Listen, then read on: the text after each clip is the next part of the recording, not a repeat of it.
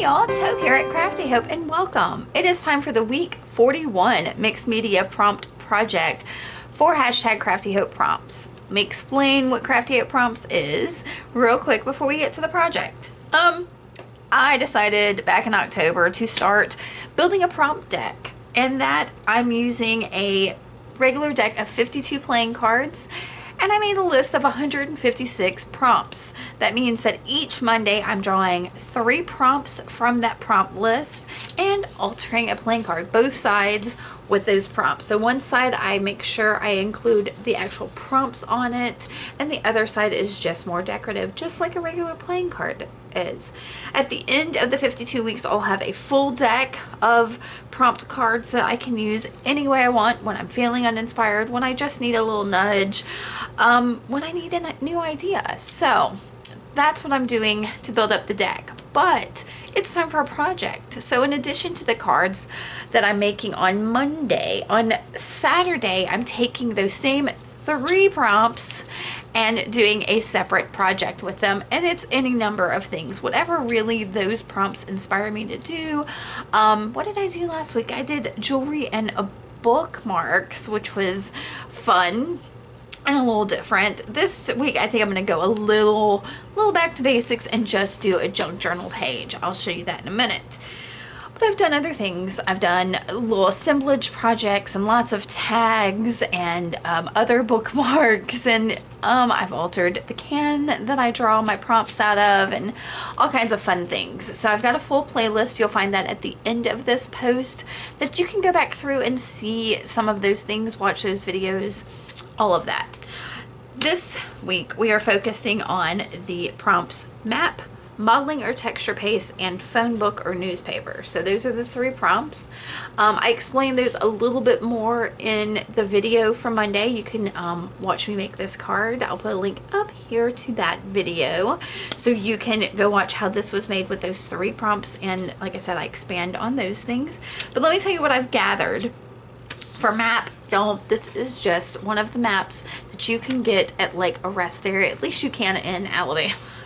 A lot of other rest areas get it. It's a road map for the state. Folds out real big, back when we used to use maps all the time. And you know, it's got all kinds of fun little things on it that can be used. So I've got that for modeling or texture paste. So I pulled out this texture paste that is a homemade winning C, is in a sour cream container. Looks like this. It is a mix of gesso, plaster of Paris, and I always forget, I think it's spackle from the Dollar Tree, but it could be like some kind of joint compound, something like that. But I also have this golden fiber paste. This was a thrifted container of it. I've never used it. Oh, I may not get to. Y'all, all my stuff is, it's so funny because I live in a really humid climate, but all of these things have gone completely. So I guess I'll be using the one that I made, and I hope I didn't pay much for this one because I've let something else go bad. So don't do what I do. Use your stuff. Don't stockpile it and let it go bad. All right, that goes in the trash. So we'll be using my homemade stuff. And then phone book or newspaper. So I used newspaper here on Mondays because I couldn't get to my phone books. And I thought I had 2, but the only one I have found is this one, which is the old school big fat one. It is from 2008. That's how long I have held on to this phone book. And it, the ones we've had nowadays are much smaller, thinner, and they really only include businesses because all of these residential phone numbers don't exist anymore. So how fun is that? So those are the 3 things that I'm going to use right here. And I'm going to use this little junk journal that I made. It's a fairly small one. I thought I had a page picked out. I do. So I'm going to use these 2 pages here and do something fun. I'm in the mood to just play and not get too stressed out about anything. So we'll see what happens. All right, guys, let's do it. The first thing I did was cut down this map so it wasn't so unwieldy and huge. I decided to go with the bottom part of the state of Alabama, which is where I live, and that's what I'm cutting out is right along the Gulf Coast, Mobile and Baldwin counties. And I'm going to point out to y'all here in a second that there's my house. So, or at least a general idea. All right, so I've pulled out that junk journal page. I've got it pinned down. I end up moving those. This one has not gotten very full, so it lays pretty flat. I don't need the clips to hold it down. And I'm using a new glue stick to stick down a few of these snippets of map pages. Just like in my card, though, you're not gonna really see these map pages unless you study this real hard. That was I don't know, the whole problem I had with pulling both map and phone book or newspaper was that I knew those are just collage materials for me. And if you don't have a map or a phone book or whatever, think about different things you have that might have those elements on it, like a rub on or a sticker or a stamp or a stencil or something like that. If you don't want to just do the collage paper stuff like I am doing, think about other ways that you can do that. I don't think I mentioned in this video, but you are welcome to play along with this challenge. Use that, I've got a list of all my prompts below. You can pull your own, pull one, pull three, however you want to do it, or use the prompts that I've got and just play. That's what I'm trying to do with this is, use some of the materials I have before they dry up and go bad. I did not do it so great with that texture paste now, did I? Okay, so once I collaged the map down, I started to put the foam paper in, but I was like, I don't want to just put these all down in the same regular manner. So I pulled out some acrylic paint in gold, and you saw just slapped it around on the page, and I'm using a small brayer to move it around kind of organically so that it's, nothing very specific. All right, once that is down, I'm trying to remember what I do next. I probably dry this, but I'm not sure. The brayering of this really does a great job of drying it pretty well, but I did add quite a bit of water to it, so it may need to be dried. No, I don't guess I'm going to dry it. I grabbed this. It is a rollerball pen from the Dollar Tree. I will try to remember to link that below to the Dollar Tree site, but I love these things. They are just a cheap pen, and a lot of times when you hit them with water, they will like activate and smear, and I really like that. This one, I must be going dead. It is not as juicy as some of the other ones. I do get a good little smear on it, but it's not as good as it could have been. But I just wanted some movement on here. That's all I wanted was something besides, I guess the collage and the gold paint tended to block everything up. And then for a little bit more something, I grabbed my what do you call that? It's a watercolor palette. And I really just wanted some Payne's Gray. I'll add more Payne's Gray later, but for now, this is some Payne's Gray acrylic paint. And there's something about the combination of gold and Payne's Gray that just makes me happy. A little bit of like nickel azo gold along with that, and I'm in heaven. So I won't be adding the nickel azo, but I am putting down this. I will splatter it. I'm just putting it in different areas, letting the watercolor kind of pick up some of the texture of that little bit of collage I've got down. And I think it even moved around some of that pen markings. So I will go ahead and dry this because it's super wet. And now I'm going to add in my phone book pages. Now, y'all, I'm going to put a couple pieces down. What I really like about the phone book or newsprint, I think I mentioned in my video before, on my Monday video, is that it is so thin, that newsprint type texture of these things, that it just kind of blends into the surface without adding a whole lot of bulk to it. And I adore that. But I found that I am not really great at tearing organic textures. So once I put these down, I thought, okay, well, what if I try to tear them up a little bit to get something a little more organic? And it kind of does it. It didn't stick real good. I didn't give it a whole lot of time to stick. So basically, I was just peeling it back up. So those pieces I peel up are still kind of sticky from the glue, so I'm gonna stick them down in a couple different areas. But like I was saying about you playing along, please do play along. Try to get inspired with this, whether it's this journal or the cards that I've been doing or whatever. And use that hashtag Crafty Hope Prompts, and possibly if you can tag me, because some of those hashtags are getting hidden from me. But I really want y'all to have fun with this as well. Okay, I let that sit for a minute, and now I'm coming in with my homemade texture paste.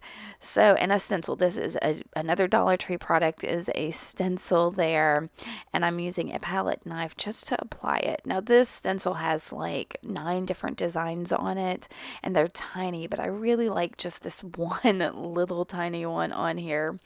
And so I'm going to do my best to kind of spread that out without getting a whole lot of harsh edges and lines to it.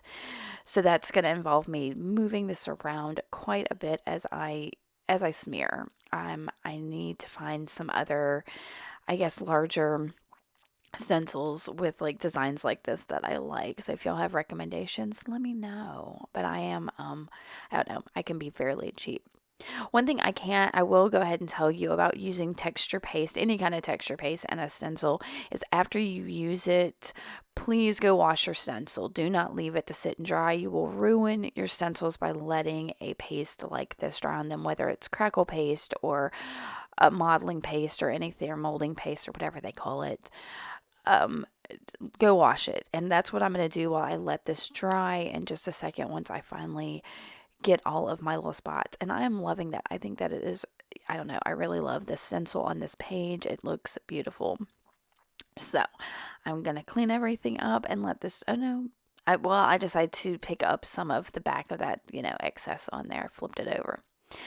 And I did dry it with my heat tool just to speed the process along.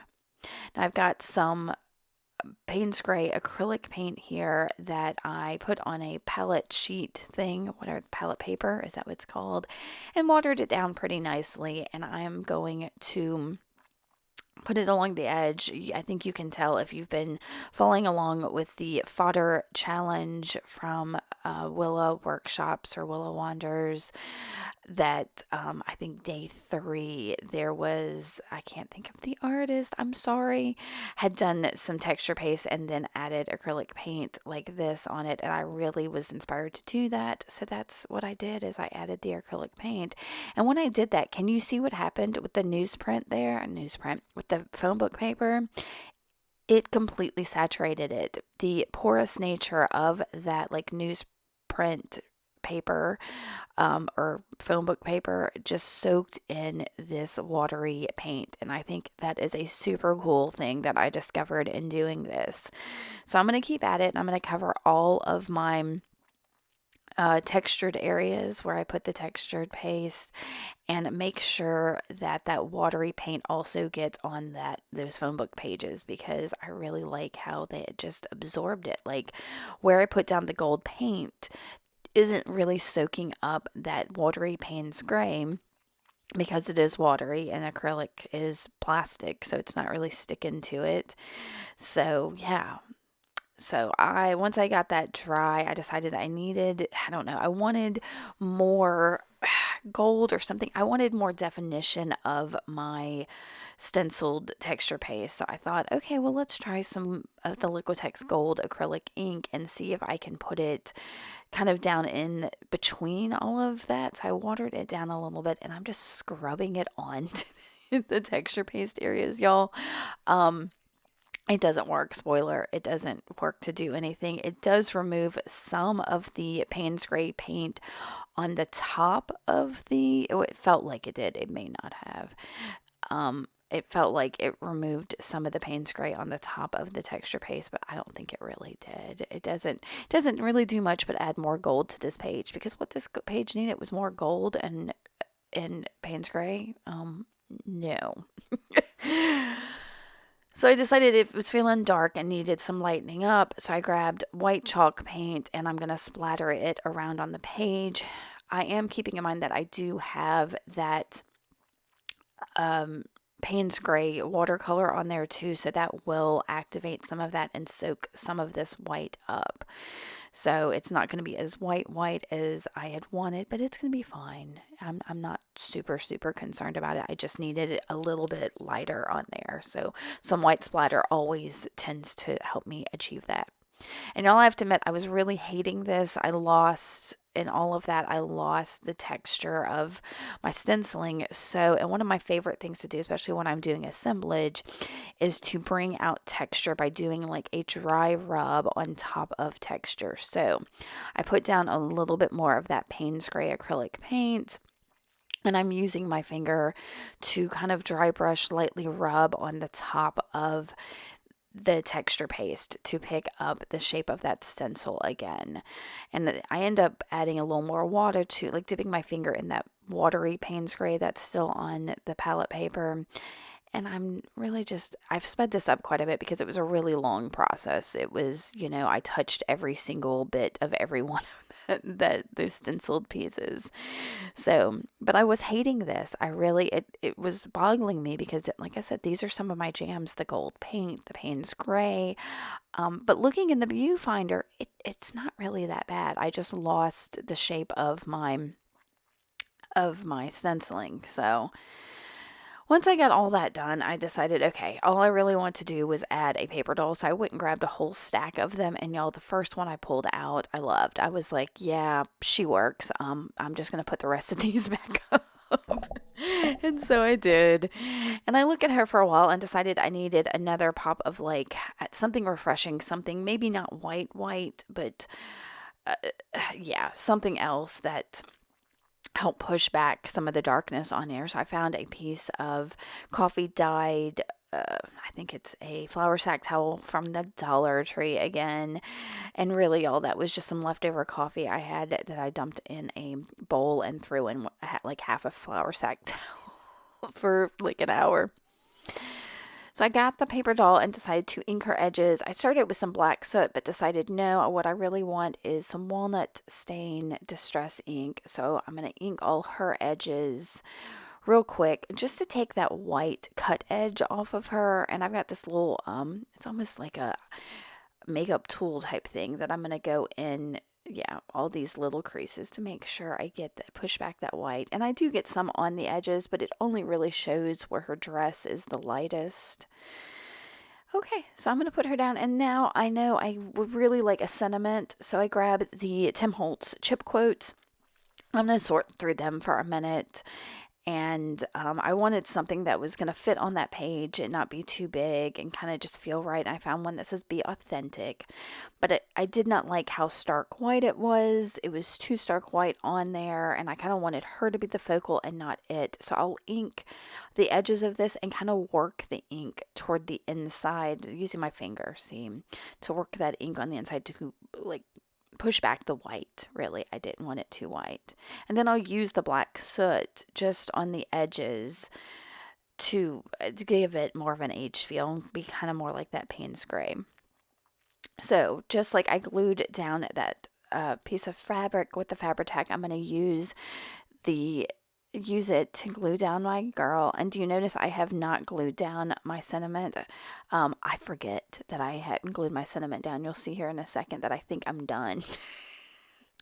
What? I'm like putting things up and moving things around, and I'm like, oh yeah, she looks good. All right, let's pick up my page. Look, I moved that up. It was like, oh goodness. So I will glue the sentiment down. And I'm going to look at this for a while. I cut out some of my looking at it for a while because I still wasn't completely happy with it. I'm much happier now. I think I was just in a mood. And this is done, y'all. It's beautiful. I went with just the things that I love, and I made sure I used those prompts. So I hope you like this. Give me a thumbs up if you do. Make sure to subscribe and let me know if you have any questions. Now, if you do play along, like I said, use that hashtag and tag me. All right, guys, I really appreciate you spending this time with me, and go be creative. Thanks for watching. Bye.